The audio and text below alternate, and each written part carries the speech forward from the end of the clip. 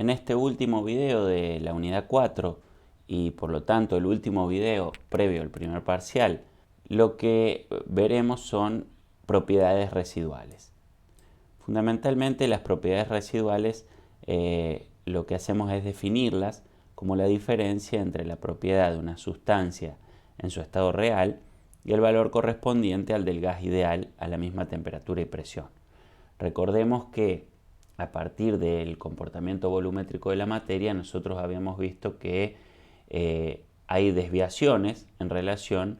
a los comportamientos del gas ideal, ¿sí? A altas presiones, cuando las moléculas comienzan a sentirse, a percibir que ocupan volumen y a tener una cierta repulsión o atracción entre ellas, se desvían del comportamiento del gas ideal, que suponía que las moléculas no ocupaban volumen ni generaban fuerzas de atracción ni de repulsión. Por lo tanto, para calcular esa diferencia que hay entre la propiedad termodinámica real M y la propiedad termodinámica M del gas ideal a esa misma temperatura y presión, utilizamos el concepto de propiedad residual. ¿Y por qué decimos propiedad M? Porque esa propiedad puede ser cualquiera de las que ya hemos venido charlando, ¿sí? Puede ser la entalpía, puede ser la entropía, puede ser la energía interna, puede ser la energía libre de Helmholtz o puede ser la energía libre de Gibbs. Es decir, van a ser funciones de estado cualquiera sea la letra que queramos utilizar, es decir, U, H, S, A o G, y allí reemplazaremos esta M, que es una propiedad genérica, ¿sí?, a una dada temperatura y presión.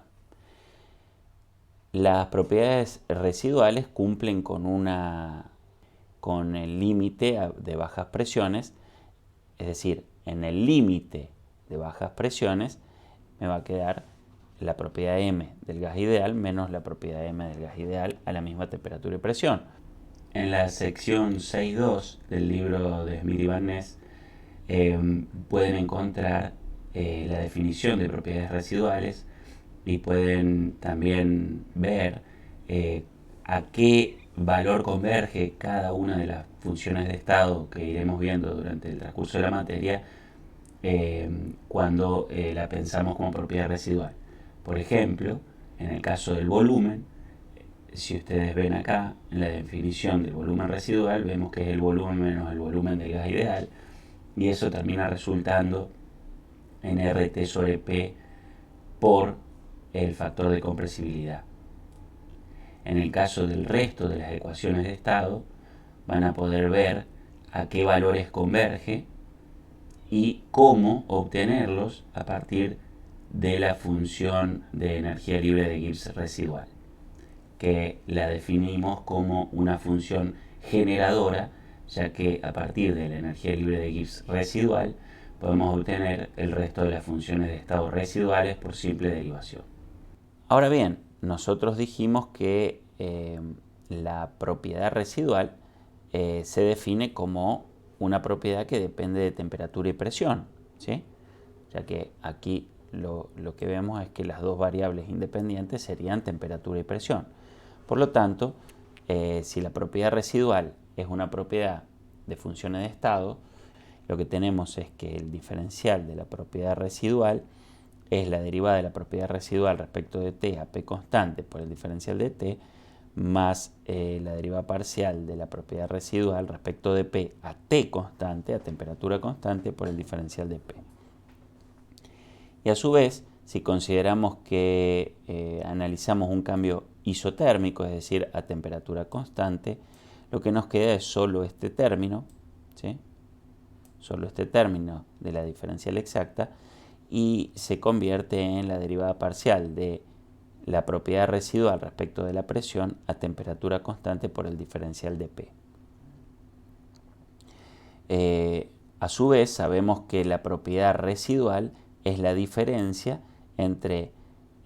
la propiedad AT y P del fluido real menos la propiedad AT y P del gas ideal. Por lo tanto, es la derivada de la propiedad respecto de la presión a temperatura constante menos la derivada parcial de la propiedad del gas ideal respecto de la presión a temperatura constante por el diferencial de P. Si integramos esto entre P0, que sería el límite del gas ideal,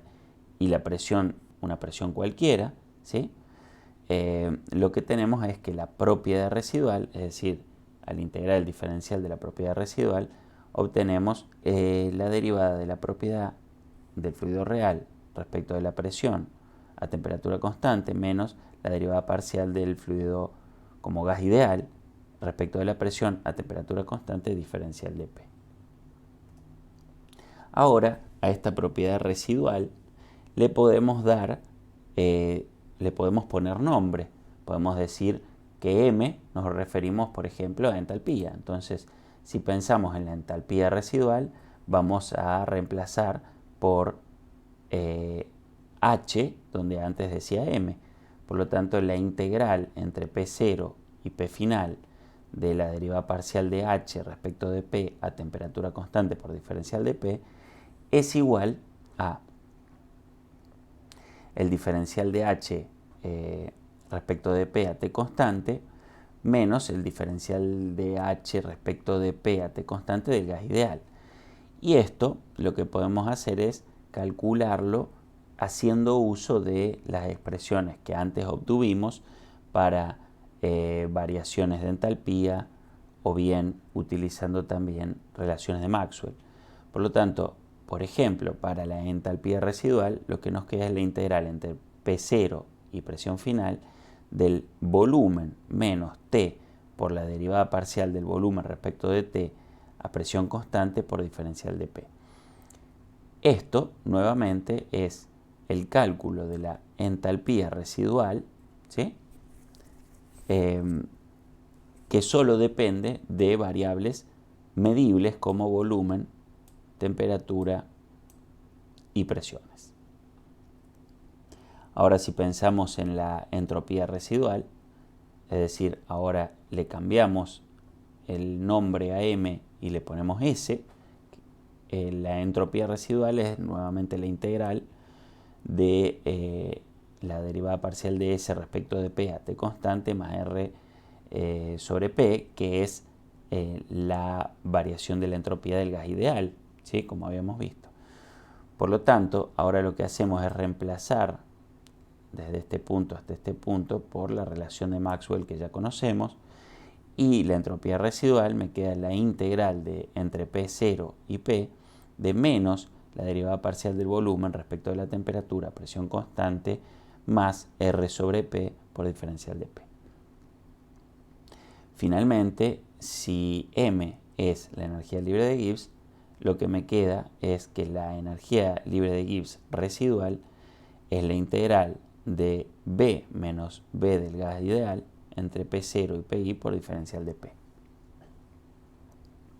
Que esto me queda igual a R por T por la integral entre P0 y P de Z menos 1 sobre P por diferencial de P. Es decir, que tanto la entalpía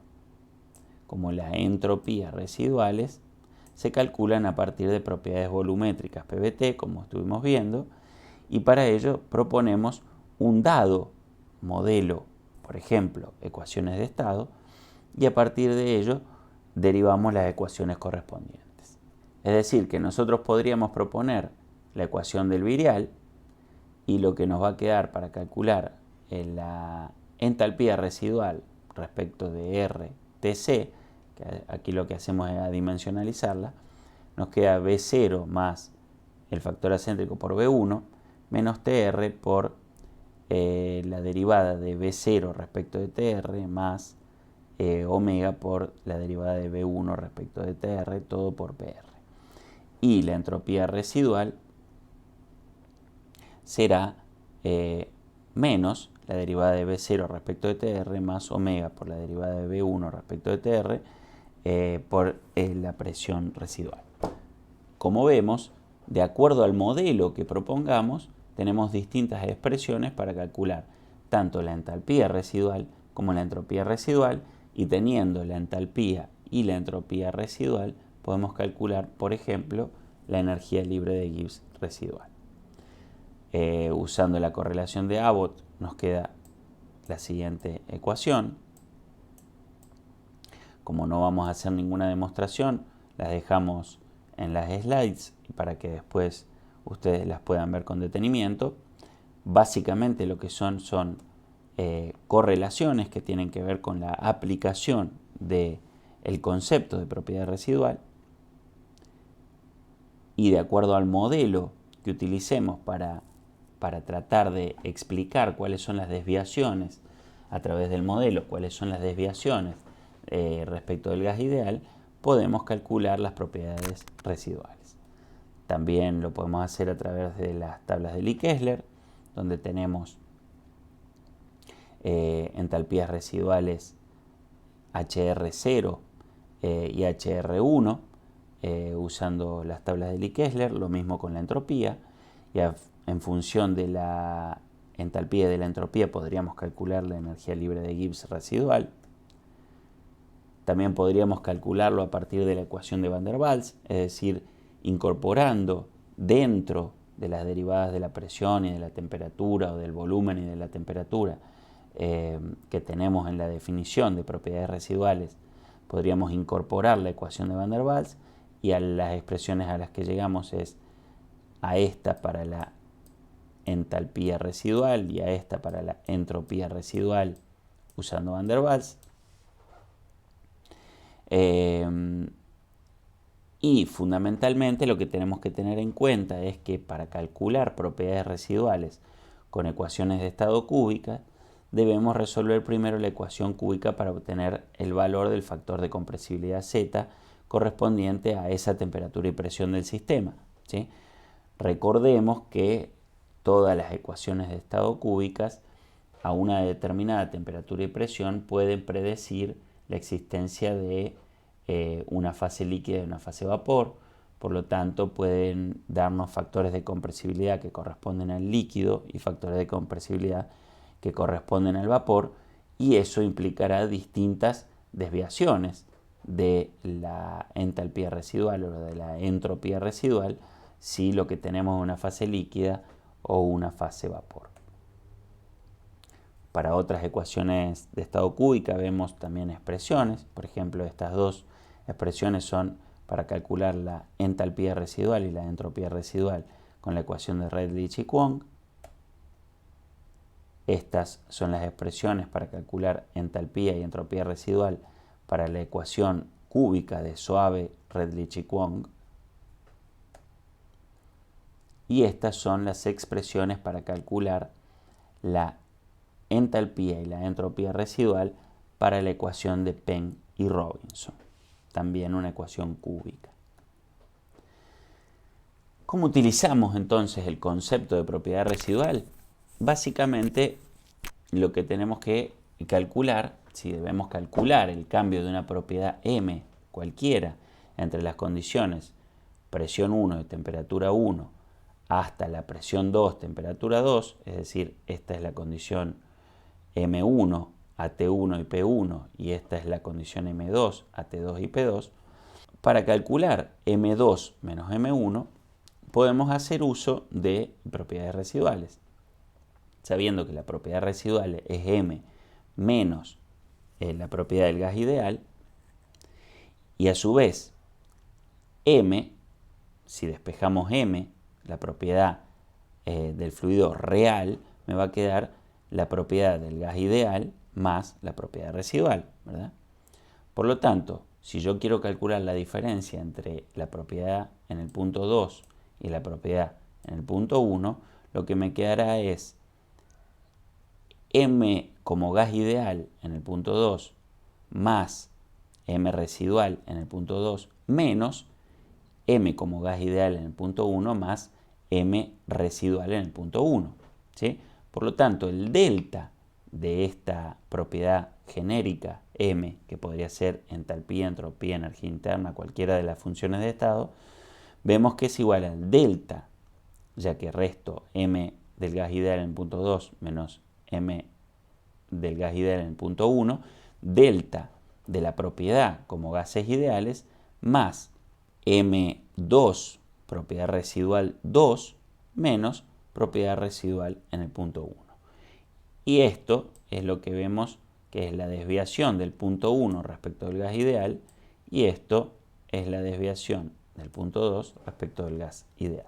Por lo tanto, lo que nos queda es que el delta de una propiedad cualquiera, por ejemplo, si quisiéramos calcular el delta de entropía, ¿sí?, entre un punto 1 a T1 y P1 y un punto 2 a T2 y P2, nos quedará el delta de entropía como gases ideales más la entropía residual en el punto 2 menos la entropía residual en el punto 1. Si queremos calcular, por ejemplo, la entalpía, lo que nos quedará es el delta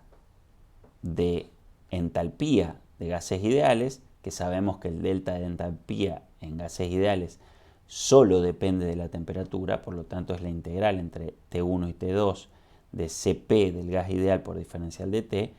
más la entalpía residual en el punto 2 menos la entalpía residual en el punto 1. Lo mismo va a suceder con la entropía, ¿sí? El cambio de entropía entre un punto T2, P2 menos la entropía en el punto 1, nos queda la integral de entre T1 y T2 de Cp del gas ideal diferencial de T sobre T menos R logaritmo de P2 sobre P1. Recordemos que todo esto es la variación de entropía para un gas ideal, ¿sí?, el delta S como gas ideal, ¿sí?, más S residual en el punto 2 menos S residual en el punto 1. Y luego las restantes propiedades termodinámicas se calculan por la definición a partir del conocimiento de entalpía, entropía y volumen para un dado valor de T y P. Es decir, que una vez que calculamos entalpía y entropía, podemos incorporar la entalpía para calcular la energía interna, o podemos incorporar la entropía para calcular la energía libre de Helmholtz, habiendo calculado previamente la energía interna, o bien podemos calcular la energía libre de Gibbs a partir del cálculo de la entalpía entre la variación entre el punto 2 y el punto 1 y el T por la variación de entropía entre el punto 2 y el punto 1. Es decir que uno de los conceptos fundamentales es que si podemos deducir cuáles son las expresiones para calcular las entalpías y las entropías residuales en cualquier punto, es decir, a cualquier condición de temperatura y presión, luego podremos calcular la variación de energía libre de Gibbs o bien de energía libre de Helmholtz o energía interna. Finalmente, el último tema es la ecuación de Clapeyron, ¿sí? Nosotros sabemos que la ecuación de Clapeyron se utiliza para un cambio dado de fase, y sabemos que en un cambio de fase de alfa a beta, supongamos de líquido a vapor, la presión y la temperatura son iguales en ambas fases. Por lo tanto, una molécula que pasa de una fase a otra fase no experimentará ni cambios en la temperatura ni cambios en la presión. Es decir, que esto cumple con que el diferencial de P y el diferencial de T son cero, es decir, son las condiciones típicas de lo que habíamos definido como el criterio de espontaneidad para un cambio isotérmico isobárico, que es la minimización de la energía libre de Gibbs. Luego habíamos dicho que la definición de la energía libre de Gibbs, en su forma diferencial, es menos S diferencial por T más B diferencial P. Si el diferencial de G es igual a 0, es decir, si estoy en un estado de equilibrio, sé que la energía libre de Gibbs de la fase alfa tiene que ser igual a la energía libre de Gibbs de la fase beta, ya que recordemos que lo que está pasando es que una molécula pasa de una fase alfa a una fase beta. La función de Gibbs es continua en el cambio de fase, ¿sí? Es decir, que el diferencial de G en alfa, por el cambio de una molécula desde la fase alfa a la fase beta, es igual al diferencial de G de la fase beta, ¿sí? Y si yo esto lo planteo como menos S diferencial de T más B diferencial de P, sabiendo que estoy en la presión de saturación y que siempre estoy en la fase alfa, ¿sí? Tanto para el volumen molar como para la entropía, esto es igual a menos S en la fase beta por el diferencial de T más B en la fase beta por el diferencial de P de saturación. Recordemos que nuevamente estamos en un equilibrio líquido-vapor para un compuesto puro, donde lo que tengo es a una dada temperatura, donde hay cambio de fase, lo que tengo es la presión que puedo medir, es la presión de saturación. En esta ecuación reconocemos que la presión de saturación es la presión de equilibrio correspondiente a esa temperatura T, ¿sí? Es decir, que la P de saturación es igual a la presión de vapor o a la presión de sublimación o de fusión, dependiendo del cambio de fase que tengamos, ¿sí? Si es de vapor tendremos un cambio de fase líquido-vapor, si es de sublimación sólido-vapor y si es de fusión sólido-líquido. Ahora bien, yo lo que hago es tratar de calcular la derivada de la presión de saturación respecto de la temperatura. Es decir, lo que quiero saber es la pendiente en un diagrama, presión, temperatura. Lo que quiero averiguar es la pendiente que tengo entre el punto triple y el punto crítico, es decir, a lo largo de toda la curva de presión de saturación. Eso es lo que me va a dar esta derivada, la derivada de la presión de saturación respecto a la temperatura. Si yo despejo a partir de esta ecuación que planteé previamente, donde lo que igualaba son los diferenciales de la energía libre de Gibbs, me queda que es la entropía de la fase beta menos la entropía de la fase alfa sobre el volumen molar de la fase beta menos el volumen molar de la fase alfa, es decir, el delta S de cambio de fase sobre el delta B de cambio de fase. Por otro lado, sabemos que el diferencial de la entalpía es igual a T diferencial S más B diferencial P. Y en el cambio de fase no hay cambio de presión, ¿sí? Por lo tanto, ¿qué podemos hacer? Y si este término se va, lo que sabemos es que el cambio de entalpía por cambio de fase tiene que ser igual a T por el cambio de entropía de cambio de fase. Es decir, que si sustituyo esta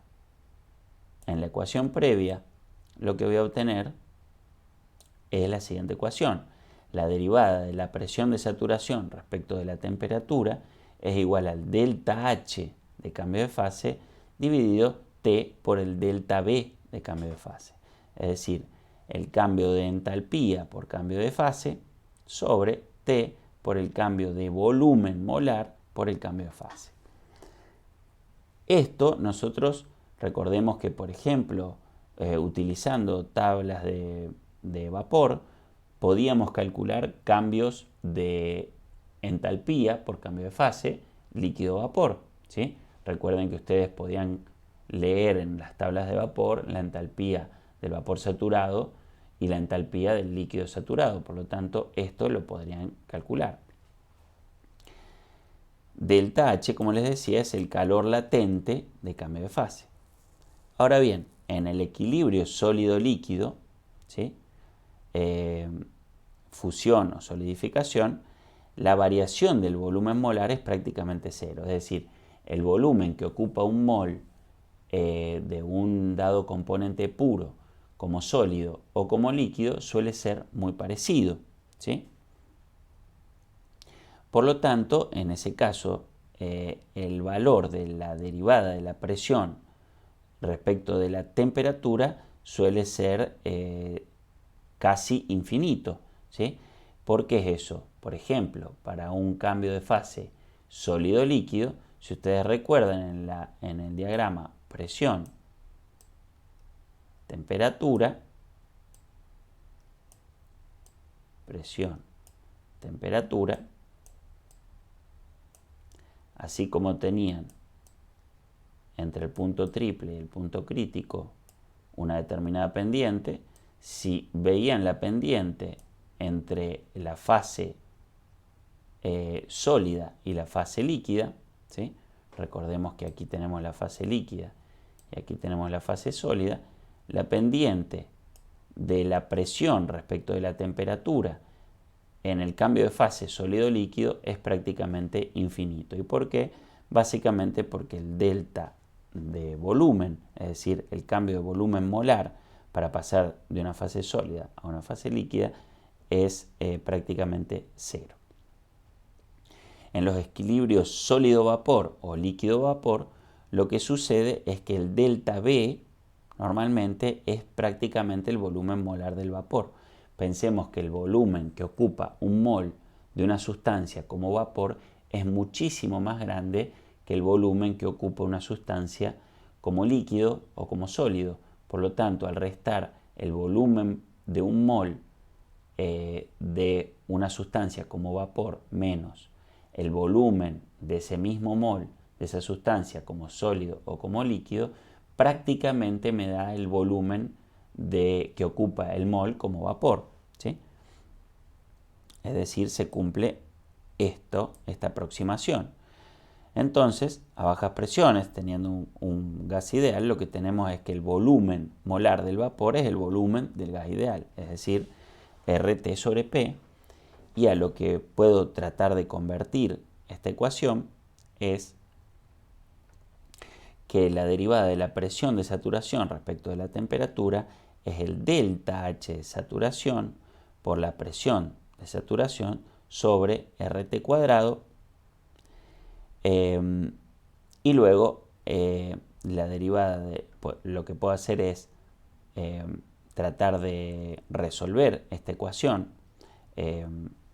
integrando la presión de un lado y la temperatura del otro, y lo que tendré es que el logaritmo de la presión de saturación es menos delta H de saturación sobre R por 1 sobre T. Es decir que para el caso particular en que lo que tenemos es un cambio de fase sólido-vapor o líquido-vapor y además estamos trabajando a bajas presiones, podemos decir que la presión de saturación depende, según esta ecuación, inversamente proporcional de la temperatura. Es decir que la derivada del logaritmo de la presión de saturación respecto de 1 sobre T es menos delta H de saturación sobre R, y esto es constante, ¿sí? Recordemos que el valor de la variación de entalpía por cambio de fase es constante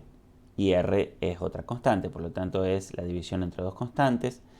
Y por otro lado, también lo que podemos ver es que